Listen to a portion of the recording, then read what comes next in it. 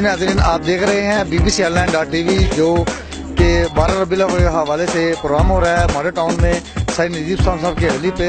और हमारे साथ जो मौजूद हैं बड़ी अहम शख्सियत मौजूद है जिनका नाम है अलजदा साहब, जो कि हमारे सही दोनों के ड्राइवर भी हैं और खलीफा भी हैं। अव्वल खलीफा हमारे आइए उनसे पूछते हैं कि इन्होंने ये महफिल जो रखी है इसका इंतजाम किया है, इसके बारे में सही ज़रूर के बारे में तमाम मरीजों के बारे में क्या पैगाम देना चाहेंगे।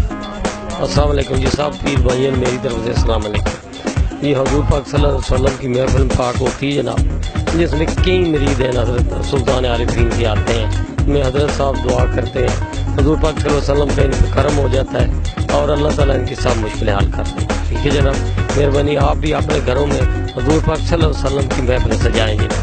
इस महीने में वैसे अल्लाह ताला 5 दरपाट आप पे करम करे, दुरूद शरीफ पढ़े घर में और हजूर पाक सल्लल्लाहु अलैहि वसल्लम का हर घर में महफिल मुबारक सजाए।